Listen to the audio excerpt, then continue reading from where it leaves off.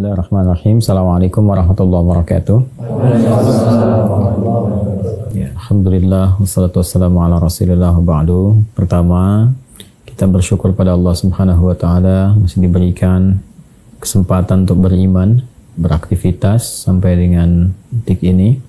Semoga aktivitas kita dinilai sebagai ibadah oleh Allah Subhanahu wa taala. Karena itu penting kita menjaga semua perilaku kita dan menata aktivitas kita sehingga bisa memanfaatkan waktu-waktu kita lebih baik daripada sebelumnya. Ya, karena tantangannya sekarang tidak mudah. Kemudian juga apa yang tengah kita jalani juga saat ini penting untuk terpetakan dengan baik sehingga langkahnya lebih terukur, manfaatnya ada. Dan tadi saya katakan tantangan tidak mudah karena sekarang tantangan-tantangan kehidupannya kompleks. Ya, ada faktor ekonomi, faktor politik, faktor macam-macam gitu ya. Belum persaingan-persaingan usaha yang kadang melahirkan tindakan-tindakan yang kurang sehat. Nah, ini penting kita menguatkan diri, menguatkan keimanan. Iman itu nanti bisa menenangkan keadaan hati sehingga pikiran selalu jernih, baik. Dan di antara pokok keimanan kita dalam meningkatkan ibadah kepada Allah Subhanahu wa taala juga bertugas untuk memakmurkan tempat yang kita pijak, yaitu fungsi khalifah, ya. Inni ja'ilun fil ardi khalifah, kata Allah di Quran surah kedua Al-Baqarah ayat 30 itu. Ya, kita itu sampai diviralkan oleh Allah, diumumkan kepada kalangan malaikat untuk misi suci manusia di bumi. Menjadi apa? Khalifah. Khalifah itu dari kata khalafa yang setidaknya punya banyak arti. Ya, satu ada khalafa itu saling menggantikan. Menggantikan, jadi memberi kesan kepada kita bahwa kehidupan kita itu akan saling menggantikan. Gak ada yang abadi di sini. Ya, kita akan digantikan anak kita, cucu kita, atau orang lain menggantikan peran kita, termasuk di pekerjaan. Gak ada yang semuanya akan abadi di pekerjaan itu. Besok lusa mungkin si fulan datang gantikan posisi kita, atau kita kembali selesai tugas yang lain datang menggantikan. Karena itu setiap kita mesti meninggalkan legacy, ya, meninggalkan sesuatu hal yang bukan hanya dikenang saat di dunia, tapi membawa kebanggaan saat pulang kepada Allah Subhanahu wa taala. Nah, kiai mesti beda. Teman-teman yang terlibat di kiai mesti punya pekerjaan terukur, kan? Kebanggaan di hadapan Allah. Karena itulah tadi yang disampaikan, yang penting untuk kita ketahui, catat baik-baik, pahami, buat tugas kita sementara. Suatu saat akan berpulang dan digantikan oleh orang-orang setelah kita. Ya, jadi wasiatkan kepada mereka dan tinggalkan kepada mereka legasi-legasi terbaik, hal-hal yang bisa menginspirasi kebaikan sehingga jadi jariah untuk kita. Ya, khalafah juga bisa berarti sesuatu yang memakmurkan, menyukseskan, yang menjadikan besar, baik, ya, bermanfaat. Makanya di situ ada turunan kata nanti seperti kemakmuran. Makmur itu bukan hanya ramai, tapi bermanfaat, ya, baik, sukses, bagus, terukur dan sebagainya. Nah, kita diamanai oleh Allah bumi Indonesia yang kita cintai bersama, maka kita punya kewajiban juga untuk bisa bagaimana menata kegiatan-kegiatan di bumi Indonesia ini supaya negara kita makmur, ya kan? Bangsa kita bangsa yang hebat, sukses, ya, baik, menjadi pionir dalam segala kebaikan yang mungkin kita bisa inspirasikan ke seluruh dunia, ya. Nah, dalam konteks itu kita penting juga ya menjaga hal-hal yang sudah disepakati sebagai konsensus, ya, father funding kita yang mendirikan negeri ini juga sahamnya banyak dan tidak sedikit yang mengeluarkan darah, keringat, air mata, ya, yang telah wafat dan dijaga dalam bentuk undang-undang yang sudah mengakomodir spirit bernegara kita kan keagamaan, kan?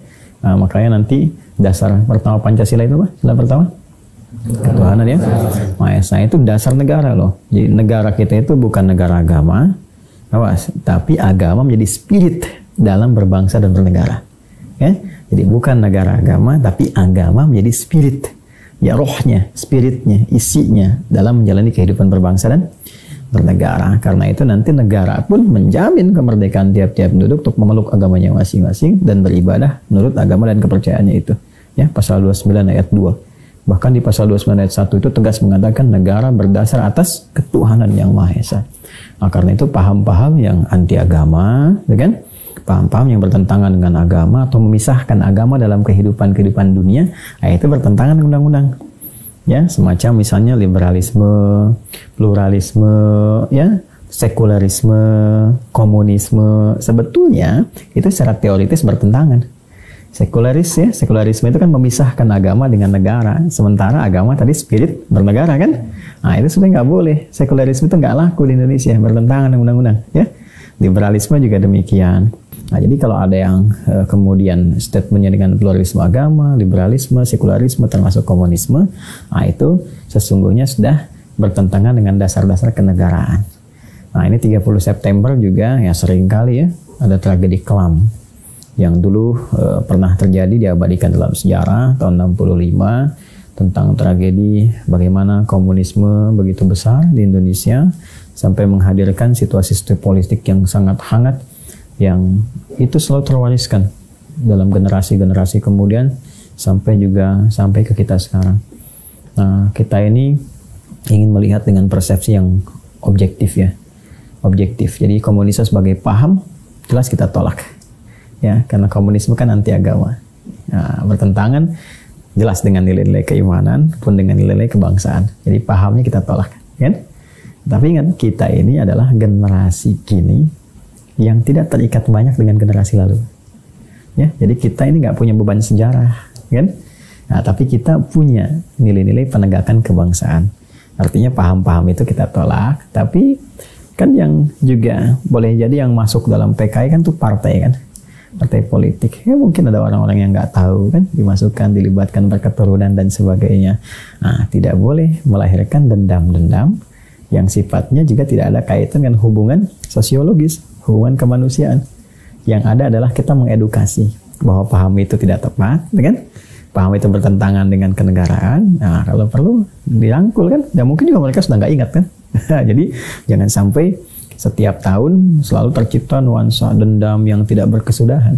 Jadi nggak ada nanti celah-celah kita atau waktu kita untuk membangun bangsa kalau sibuk kita dikoyak oleh seperti itu. Ya, disepakat kita pahami, kita tolak hal-hal yang berbau komunis atau provokasi komunisme. Ya, itu kita padamkan dengan baik. Ya, tapi ada generasi kini yang mungkin secara genealogis ada anak keturunan, cucu, cicit yang mungkin nggak tahu kisahnya dan sebagainya, yang dihukumi sama, ya.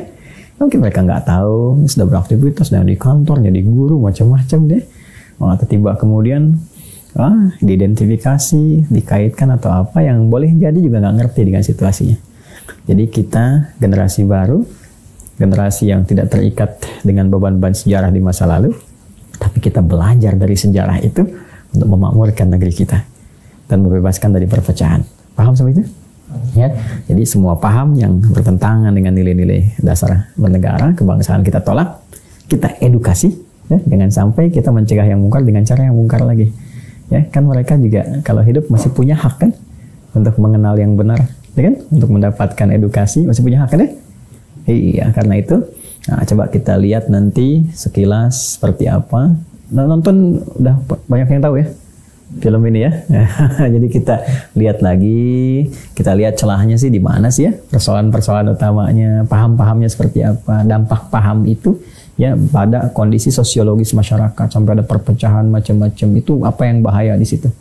Nanti saya beri tugas ya, dirangkum pahamnya apa, bahayanya apa, sehingga disebut laten gitu kan. Nah, nanti dari situ baru kemudian kita edukasikan dan mudah-mudahan muncul generasi terbaik yang ke depan, Indonesia damai, sejahtera, makmur. Ya mungkin kalau bukan Anda semua, ya anak cucu kita ke depan yang lebih baik. Jelas ya? Yuk kita lihat dulu seperti apa gambarannya. Bismillah.